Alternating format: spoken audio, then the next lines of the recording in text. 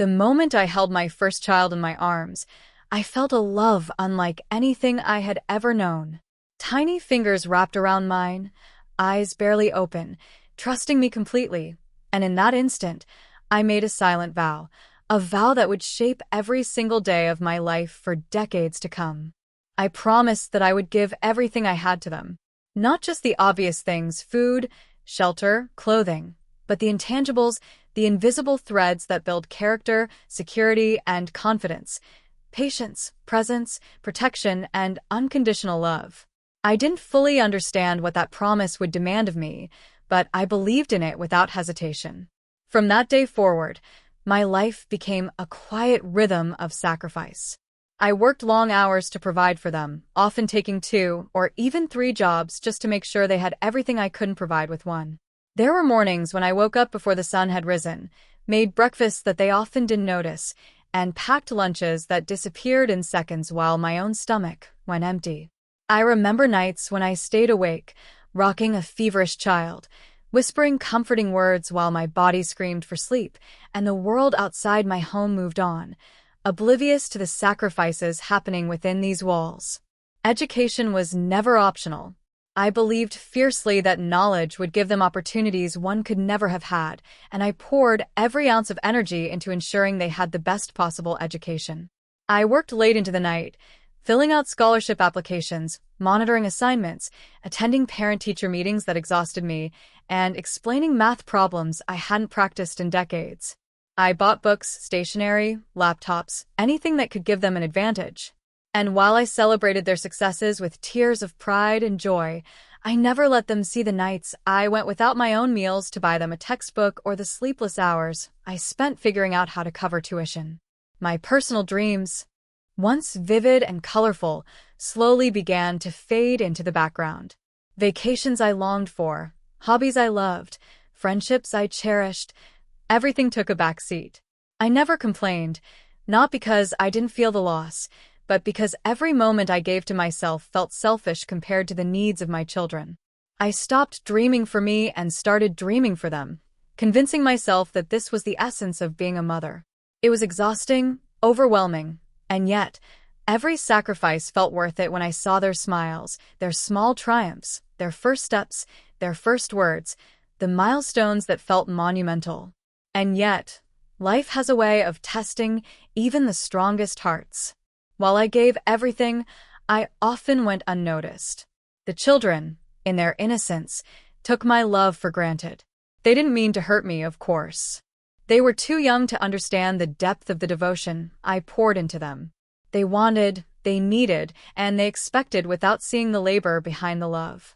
There were times I cried silently in the kitchen after bedtime, staring at the sink full of dishes I had washed while my children had played, wondering if they would ever notice all I did for them. The pangs of loneliness were sharpest at night, when the world seemed to rest, but I stayed awake counting the sacrifices I made, one by one, and wondering whether they would ever truly understand the life I had given up for them. Through all this, I learned to become invisible in a way that only a mother can. I smiled when I was exhausted. I encouraged when I was drained. I praised when I felt unseen. I became a silent force in the household, the engine that kept the family moving forward, while rarely stopping to acknowledge my own needs. My husband, busy with his own work and stresses, often failed to notice my exhaustion. Sometimes he thanked me in passing, sometimes he didn't, but I had stopped expecting recognition. My reward, I convinced myself, was in the growth of the children, their health, their learning, their happiness. And yet, even as I gave endlessly, there were moments when the silence around me pressed heavily, a quiet accusation of invisibility. I vividly remember one winter evening when the younger one was sick with a high fever. I sat beside him, holding his cold little hand in mine, whispering stories to distract him from the chills, rubbing his forehead with a damp cloth, and refusing to let myself think about the exhaustion or the day I had missed work. My arms ached, my eyes burned with fatigue, but I could not leave him. I couldn't. And when he finally drifted into sleep, his tiny hand clutching my finger, I realized that motherhood had become both my purpose and my prison. My life belonged to them entirely. Even as the children grew, the sacrifices multiplied. School projects, teenage anxieties, emotional storms, and social pressures became part of my daily existence. I learned to listen without judgment, to guide without controlling, to forgive without resentment.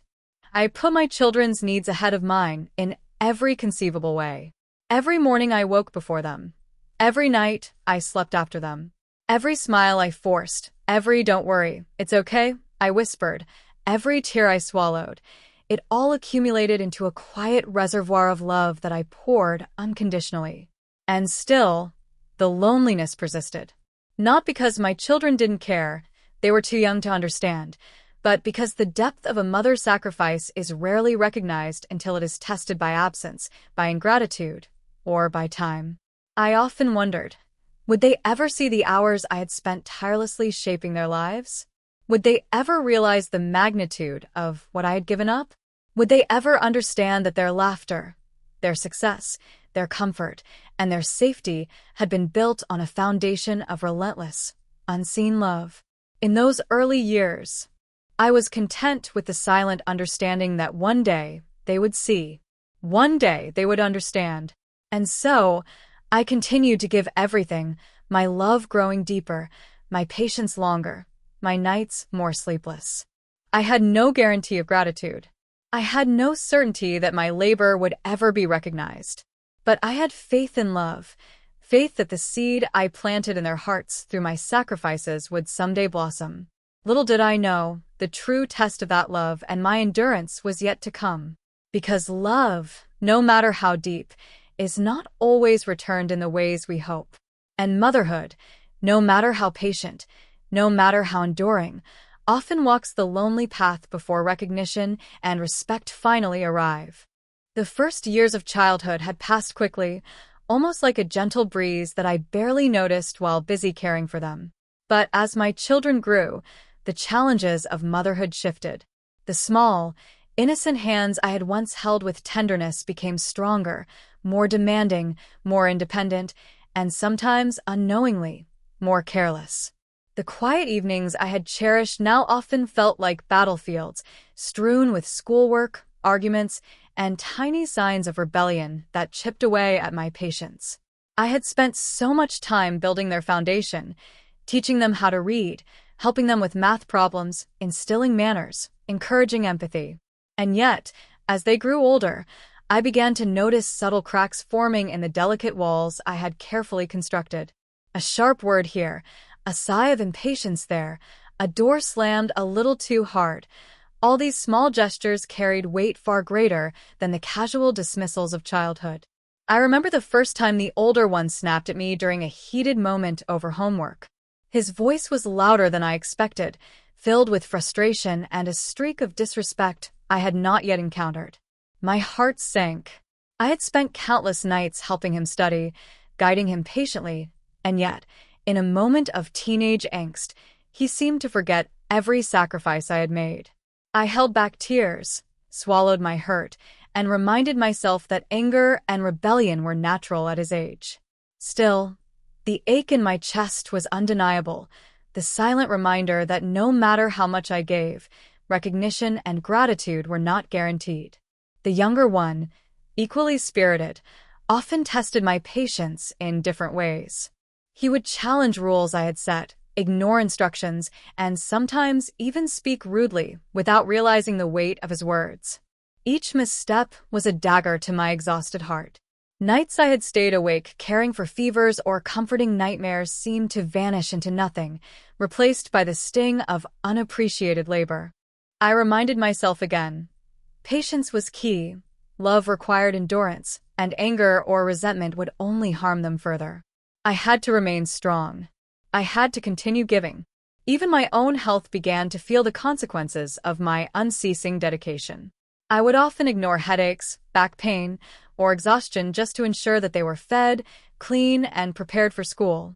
I missed my own medical appointments, postponed my own rest, and sacrificed countless personal joys, convincing myself that a mother's love was meant to be selfless. And yet, as the children grew, Their increasing demands made me realize that love alone was not always enough. It required understanding, respect, and sometimes acknowledgement that never came. There were moments when the house felt suffocating. I could see my reflection in the kitchen window late at night, my eyes weary and hollow from the constant effort, my hands raw from cleaning and cooking, my body aching from the daily grind. And yet, when the children laughed, when they achieved something, when they sought my advice or comforted each other in small ways, I reminded myself that the effort was not in vain. Their growth, their successes, and their small moments of joy were the fruits of my sacrifices. But the loneliness lingered, a quiet, persistent ache that no celebration could completely erase. School holidays were no longer carefree. While other mothers attended brunches or social events, I spent my days planning tutoring, extracurricular activities, and family responsibilities. Even when I tried to take a brief moment for myself, the mental load of parenting never eased. A child's homework unfinished, a forgotten permission slip, a sudden quarrel. Each incident demanded my immediate attention, leaving little space for personal reflection or rejuvenation. It was exhausting, relentless, and yet I persisted, because I believed that the end result, well-rounded, educated, morally upright children, was worth every sacrifice. And then came the social comparisons, subtle but piercing. I would hear other mothers talk about their children's achievements and milestones, sharing stories of gratitude, affection, or mutual respect. I began to notice how my own children, though brilliant and capable, often failed to express appreciation. A thank you felt rare, an acknowledgement of my efforts felt even rarer. I swallowed the disappointment silently, reminding myself that they were still learning, still young, still unaware of the depth of the love and effort I poured into them daily. But inside, a small part of me ached for recognition. I longed to be seen not just as a caretaker, but as the woman who had built their lives from nothing but love and tireless labor. Conflicts grew more pronounced during the teenage years. I had anticipated rebellion, mood swings, and testing of boundaries, but the combination of exhaustion, accumulated sacrifices, and moments of emotional strain made these challenges feel heavier than I had imagined. They argued over trivial things: what to eat, what to wear, how to spend weekends. They questioned my decisions, sometimes spoke sharply, and occasionally dismissed my guidance outright. I found myself questioning my own patience. Could I continue giving when the acknowledgement I so longed for remained absent? Could love alone sustain me when exhaustion weighed on my spirit like a heavy stone? And yet, I continued to give. Because to stop loving, to withdraw care, would betray every principle I had lived by as a mother. I reminded myself that children's disrespect, however painful, was often a reflection of their growth, their testing of boundaries, and their struggle to assert independence, not a true measure of their gratitude or love. I held on to this belief, even when my heart broke quietly in the middle of the night, tears streaming silently while the children slept obliviously. The weight of unrecognized effort was compounded by my own solitude. My spouse, though present in the household, was often absorbed in work, obligations, and personal pursuits. I did not resent him. I understood that life required balance. But the absence of emotional partnership left me shouldering the full burden of motherhood alone. Every tantrum, every argument, every act of ingratitude landed squarely on me, and I learned to endure silently, knowing that my persistence was the only way to protect the children's growth and well-being. There were nights when I reflected on my sacrifices in stark clarity. I thought about the dreams I had shelved, the vacations I had canceled, the hobbies I had abandoned. I thought about the friends I had lost touch with, the opportunities one had let pass, all for the sake of these children I loved more than life itself. And yet, the recognition I longed for seemed perpetually out of reach. A thank you was rare. A thoughtful gesture, even rarer. But I convinced myself that love required endurance, and I endured. One winter evening, as I tucked the younger one into bed after a feverish night, he whispered, "Mom, will you stay with me?" My heart ached, not for the question itself, but for the realization that despite everything, my presence was still required, still cherished in ways unspoken and sometimes unrecognized. I held his small hand, whispering assurances that I would always be there, even when the world seemed indifferent to my sacrifices.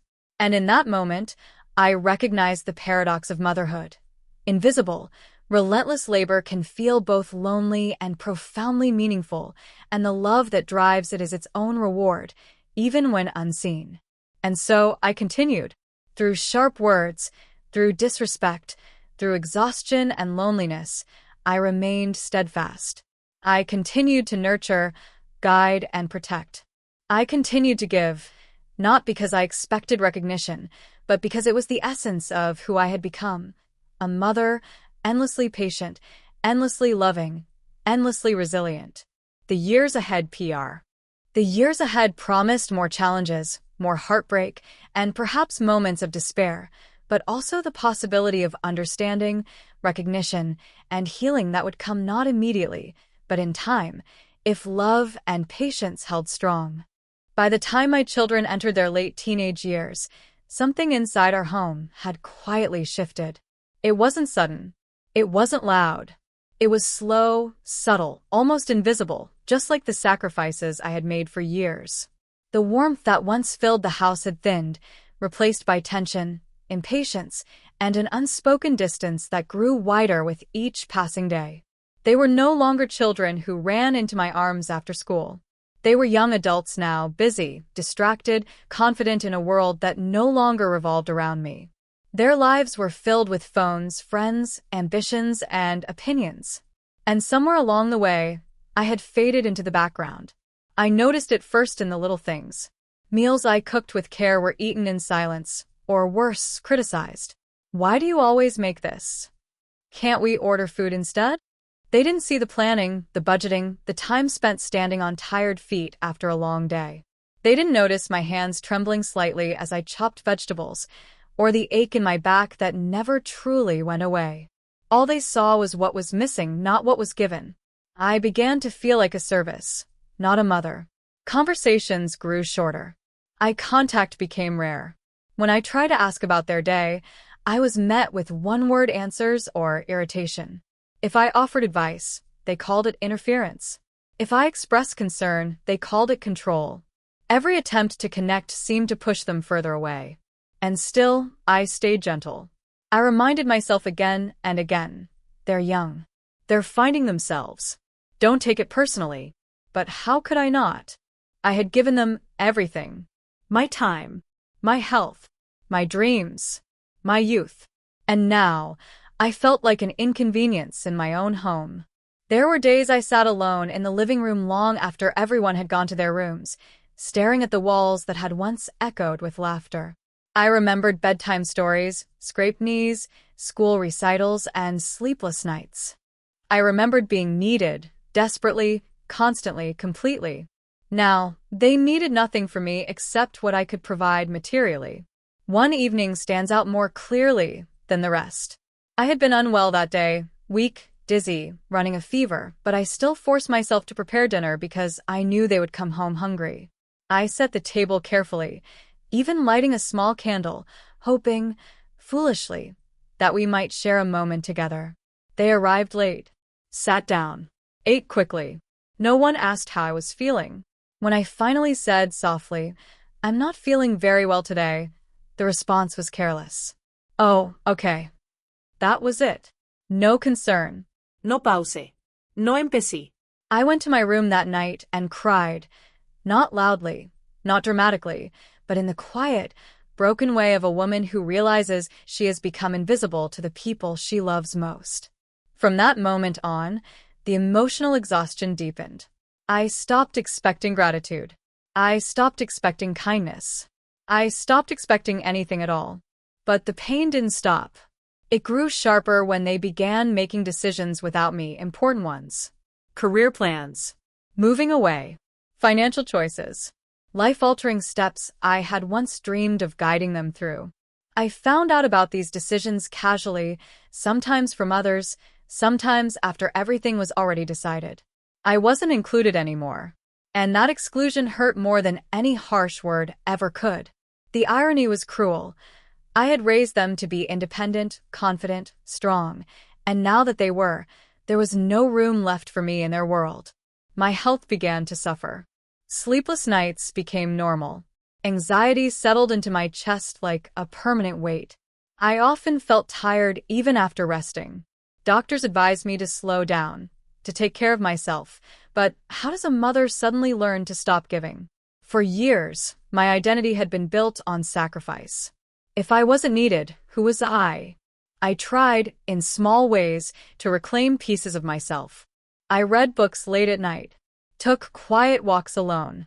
Sometimes I imagined a life where I could breathe freely without constantly worrying about everyone else.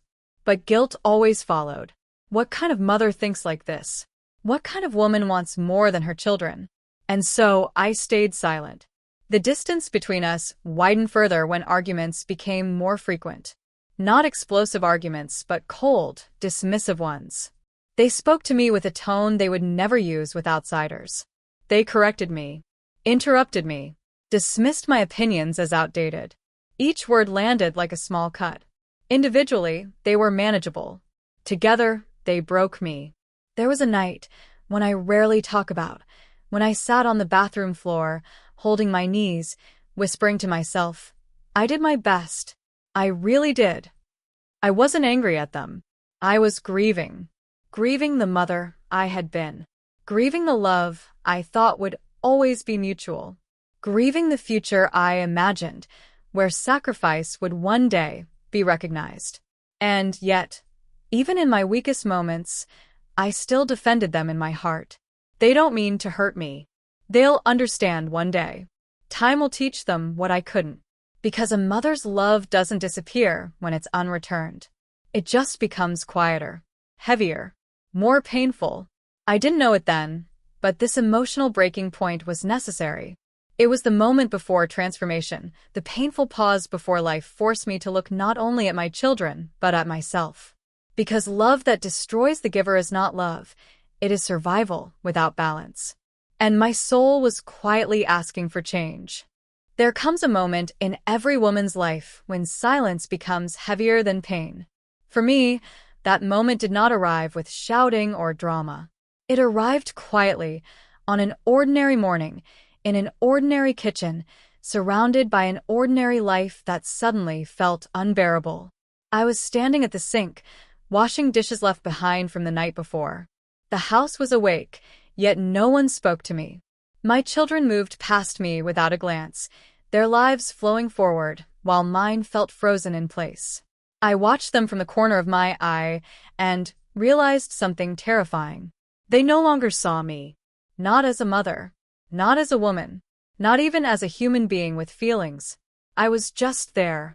Something inside me cracked. For years, I had endured exhaustion, disrespect, loneliness, and emotional neglect with the quiet strength of a woman who believed love required self-erasure.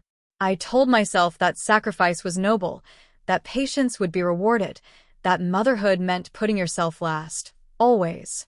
But that morning, as water ran endlessly over my hands, I asked myself a question I had been avoiding for a very long time. What happens when a mother gives everything and is left with nothing?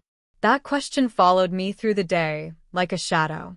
I replayed memories I had buried deep, moments when I ignored my own pain to protect my children from discomfort. Times I canceled doctor appointments because someone needed a ride. Nights I cried silently so they wouldn't hear. Years I stayed strong while slowly disappearing. And suddenly, I felt tired in a way sleep could never fix. Not physical tiredness. Soul tiredness. That evening, I didn't cook dinner. It wasn't an act of rebellion. It wasn't anger. It was emptiness. When they asked why, I simply said, I'm not feeling well. No one questioned it. No one offered help. No one noticed how heavy those words truly were. I went to my room early that night and sat alone in the dark. For the first time in years, I allowed myself to feel everything I had been suppressing. The grief, the resentment, the guilt, the love that had nowhere to go. I realized then that I had confused being needed with being valued. I had built my entire identity around giving, without ever asking whether I was allowed to receive. And the truth was painful. I had taught my children how to live in a world where my needs did not matter.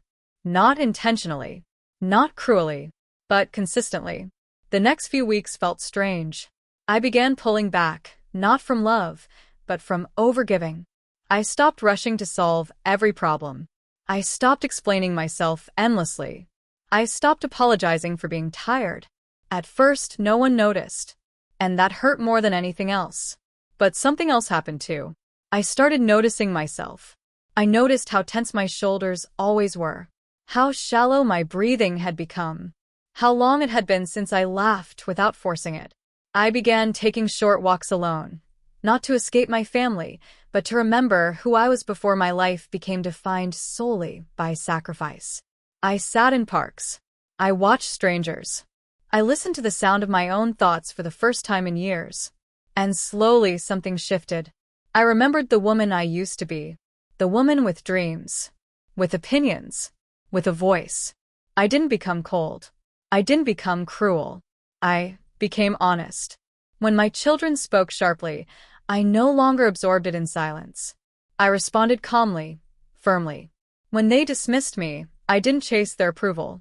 When they took me for granted, I stopped overextending myself to compensate. This change confused them. They weren't used to a mother who had boundaries. But I was no longer willing to teach them that love meant self-destruction. One evening, my youngest asked, "Why are you different lately?" I looked at him and said gently, "Because I forgot myself for a long time, and I'm trying to remember." That moment mattered more than he realized. I began prioritizing my health. I attended doctor appointments. I rested without guilt. I allowed myself to say no without explaining or justifying it.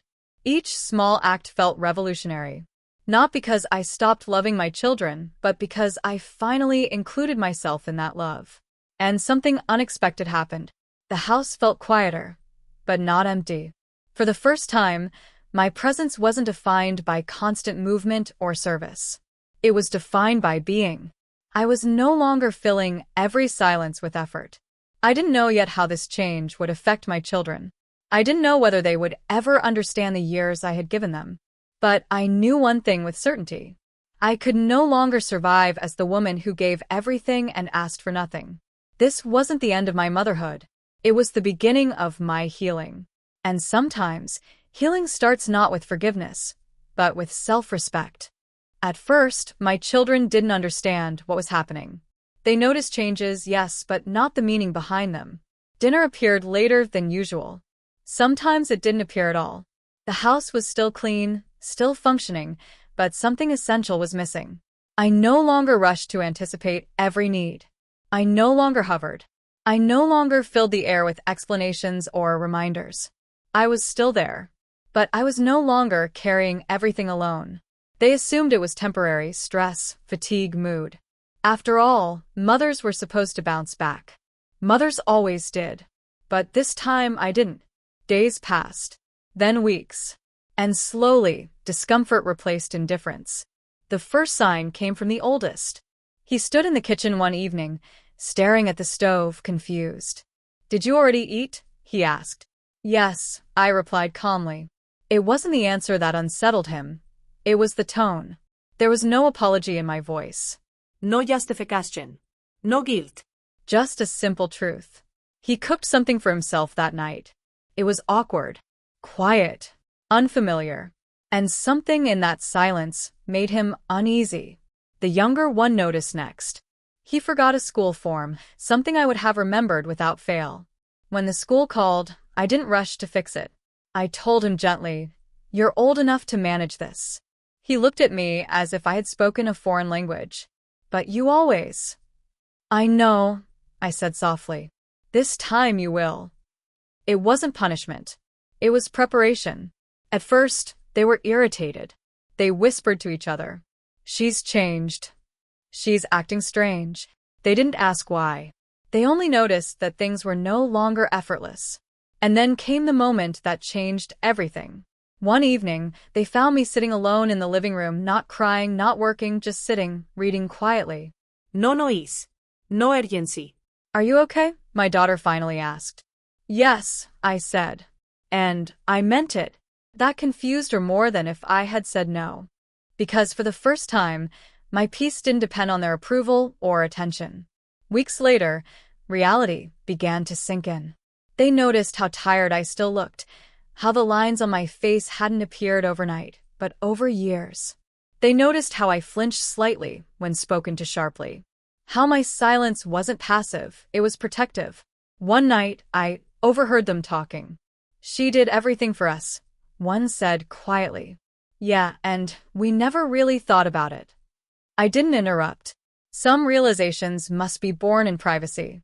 Guilt arrived slowly, not as dramatic apologies, but as hesitation, as softer voices, as doors closed gently instead of slammed. The younger one began asking, "Do you need help?" Not often, not perfectly, but sincerely. The oldest started staying home more, sitting with me longer, asking questions about my life, my childhood, my dreams, the things I used to love. No one had ever asked me those things before, and I realized something profound. They weren't heartless. They were unaware. They had grown up in a world where love was constant and sacrifice was invisible, where comfort was automatic, where someone always caught them before they fell. That someone had been me. One evening, my daughter said something that stayed with me forever. "I didn't know it was this hard for you." I looked at her and replied gently, "I didn't know either until I stopped." That conversation didn't fix everything, but it opened a door. Slowly, we began speaking differently, not as caretaker and dependents, but as people sharing the same space, learning each other again. They started noticing what I did instead of assuming it would be done. They said, "Thank you." They waited. They listened. And I let them. I didn't rush to forgive or forget.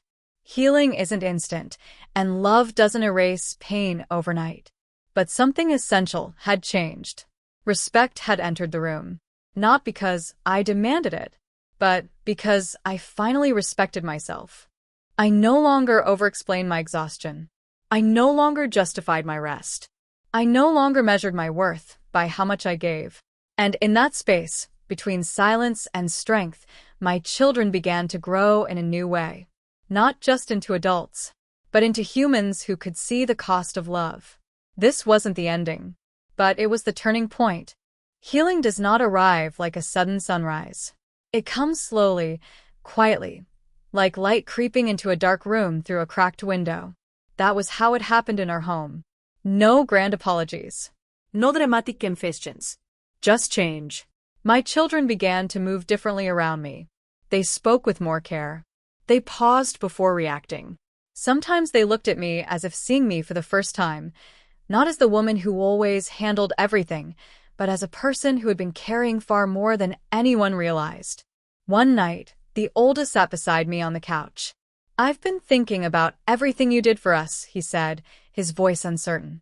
"I don't think we ever thanked you properly." I didn't answer right away, because what I wanted wasn't an apology. It was understanding. "I didn't do it for thanks," I finally said, "but I needed to matter."